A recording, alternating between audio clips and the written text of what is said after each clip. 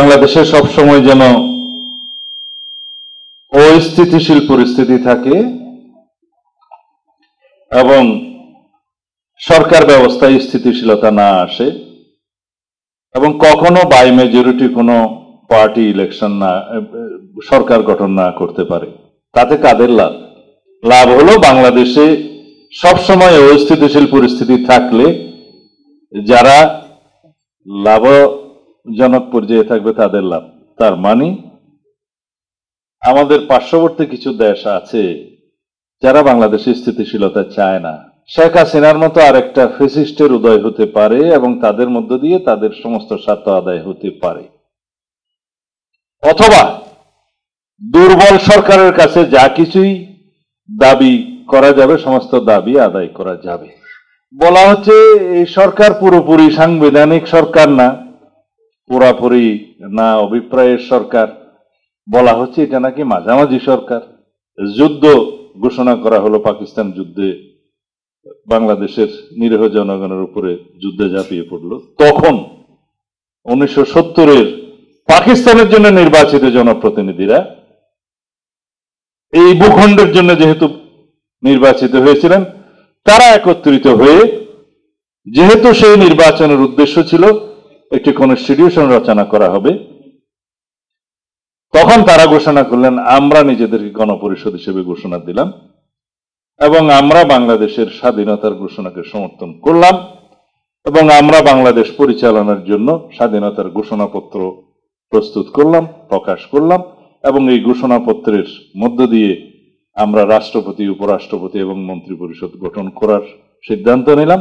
যতদিন রাষ্ট্রপতি দায়িত্ব না নিতে পারবেন, উপরাষ্ট্রপতি রাষ্ট্রপতি হিসেবে দায়িত্বভার গ্রহণ করবেন এবং রাষ্ট্রপতিকে নির্বাহী ক্ষমতা, রাষ্ট্রপতিকে আইন প্রণয়নের ক্ষমতা, ক্ষমা প্রদর্শন সহ এবং সর্বাধিনায়ক হিসেবে সশস্ত্র বাহিনী ঘোষণা করা হলো। তারা রেফারেন্স দিলেন জাস্টিস শাহাবুদ্দিন আহমেদ যখন ভারপ্রাপ্ত রাষ্ট্রপতি হলেন, এটা সরাসরি সংবিধানের লঙ্ঘন ছিল। ইয়েস, এটা সরাসরি সংবিধানের লঙ্ঘন ছিল। গণ অভ্যুত্থানের অভিপ্রায়ে এই সরকার গঠিত হয়েছে, কিন্তু সেই অভিপ্রায়টাকে লেজিটিমেসি দেওয়ার জন্য আমার আর্টিকেল 106 এর আশ্রয় নিতে হয়েছে। এমনি এমনি হয় নাই। বলছে এটা না সাংবিধানিক সরকার, না বিপ্লবী সরকার, শহীদ মিনারে যে ডিক্লারেশন দিয়ে যে কোনো সরকার হয় সেটা হয় নাই, হয় নাই। কিন্তু মাঝামাঝি সরকার বলতে তো কিছু নাই। আমার এক বন্ধু এই আর্টিকেল 106 নিয়ে কথা বলছে, তারা যে প্রধানমন্ত্রীর পরামর্শ ছাড়া তো তিনি 2টা গাছ ছাড়া আর্টিকেল 48(3) অনুসারে প্রেসিডেন্ট আর কিছু করতে পারে না। হ্যাঁ, পারে না, কিন্তু যখন এমন কোন সিচুয়েশন হয়ে গেল যে প্রধানমন্ত্রী নিজেই পালিয়ে গেল এবং জনগণের অভিপ্রায় ছিল প্রধানমন্ত্রীকে অপসারণ করা হোক, তিনি নিজেই পালিয়ে গেলেন, অ্যাবসেন্ট হয়ে গেলেন, ভিন দেশে চলে গেলেন। তা এখন কি ভালো হতো যে দিল্লি থেকে দস্তখত নিয়ে এসে শেখ হাসিনা তারপরে প্রেসিডেন্ট পাঠায় সুপ্রিম কোর্টে? অবস্থাটা কি সেরকম ছিল? এখন কথা থাকলো 106 এর সেই অ্যাডভাইজরি রুলের অ্যাডভাইসটা যেটা রাষ্ট্রপতি চেয়েছেন সেটা মানতে রাষ্ট্রপতি বাধ্য কিনা। না, এ বিষয়ে কিছু বলার।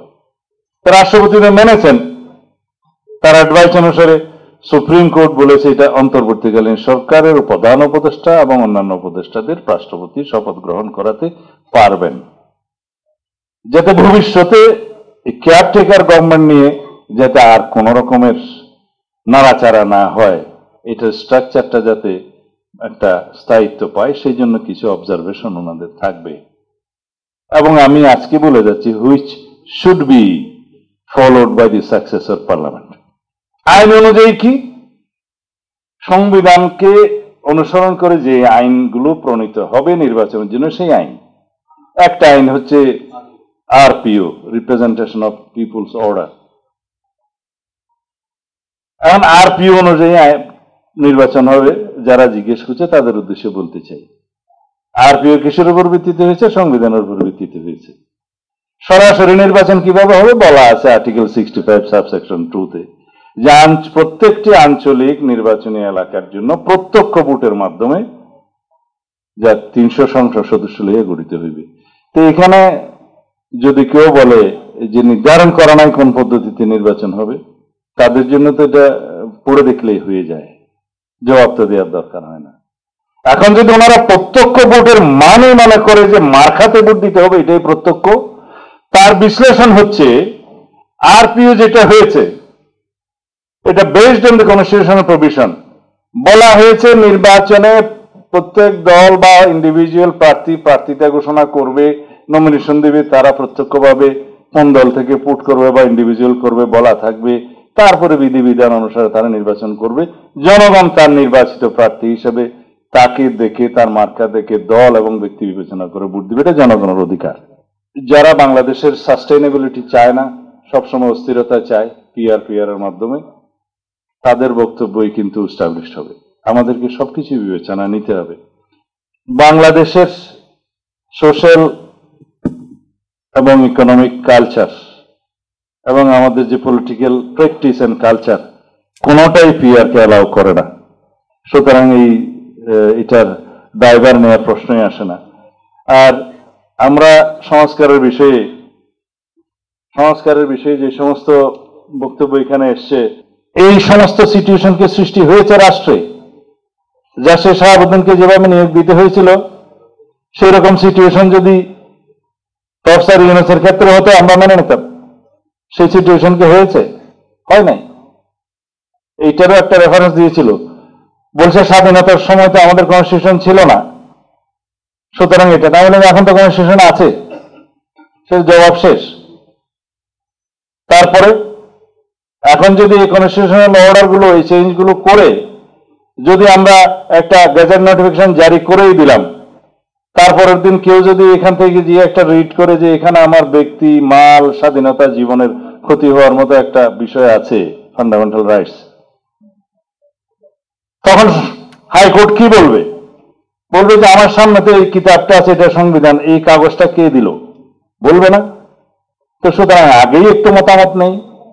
তারপরে যদি সুপ্রিম কোর্ট মনে করে যে ডক্ট্রিন অফ নেসেসিটি অনুসারে এই ডকুমেন্টটা আমরা ধারণ করতে পারি, একটা ন্যাশনাল ইউনিটি হিসেবে, একটা ন্যাশনাল কনসেনসাস হিসেবে, ব্রডার কনসেনসাস হিসেবে আমরা নিতে পারি, তবে it should be considered in the next parliament, এটাই বলবে। কারণ যদি এটা ইমিডিয়েট ইফেক্ট সহ জুডিশিয়ারি মেনে নেয়, তাহলে জুডিশিয়ারিকে বলতে হবে রাষ্ট্রে আগের সংবিধান নাই, এটা অ্যামেন্ডেড হয়ে গেছে। এই ব্যাড প্রেসিডেন্টটা কি আমরা রাষ্ট্রে করতে দিতে পারি? কারণ 2 বছর পরে আজকে যারা পিআর বলছে তারা সহ বলবে যে আবার এই কনস্টিটিউশন চেঞ্জ করতে হবে। কিভাবে? আগে করছেন না, এই নজির আছে, ওইভাবেই করবেন। এই ব্যাড প্রেসিডেন্টকে একটা রাষ্ট্রের জন্য সঠিক হবে? সেটা আমরা অ্যালাউ করতে পারি না। তারপরেও আমরা বলেছি ঠিক আছে, আমরা জুডিশিয়ারির কাছে যাই। গণভোটের ক্ষেত্রে বলেছে, এখানে একটা কথা বলে রাখে, আমার ভাই ব্যারিস্টার কাজল আমাকে অনুরোধ করেছে আর্টিকেল 112 সম্পর্কে বলতে, যে জুডিশিয়ারির যে কোনো সিদ্ধান্ত যেহেতু আমরা মানতে বাধ্য, সেটা বলা আছে। যেমন আর্টিকেল 111 অনুসারে যে কোনো জাজমেন্টের ক্ষেত্রে অ্যাপিলেট ডিভিশনের জাজমেন্ট হাইকোর্ট সহ লোয়ার জুডিশিয়ারি মানতে বাধ্য এবং হাইকোর্ট ডিভিশনের ডিসিশন লোয়ার জুডিশিয়ারি মানতে বাধ্য। তা আর্টিকেল 112-তে যেটা বলা আছে যে all authorities, executive and judicial, in the republic shall act in aid of the supreme. যারা আইন, কানুন, সংবিধান এবং লিগ্যালিটি মেনে রাষ্ট্র পরিচালনা করতে চায়, করা উচিত, তাদের প্রতি আহ্বান করব, কোন রাজনৈতিক দলের অরাজনৈতিক, অবৈধ, অসাংবিধানিক, ইললিগ্যাল যে কোনো রকমের আবদার মেনে এই জাতিকে সংকটে ফেলে দেয়া যাবে না। আমাদেরকে এই সাংবিধানিক ধারাবাহিকতায় থাকতে হবে। এই সরকার সাংবিধানিক ধারাবাহিকতার সরকার, সেটা প্রধান উপদেষ্টা নিজেই বহুবার তার বক্তব্য বলেছেন, এবং এই সাংবিধানিক ধারাবাহিকতা রক্ষা করেই আইনানুগভাবে ভবিষ্যতে এই রাষ্ট্রকে একটা আইনের শাসনের রাষ্ট্র হিসেবে আমাদেরকে পরিচালিত করতে হবে এবং স্টাবলিশ করতে হবে।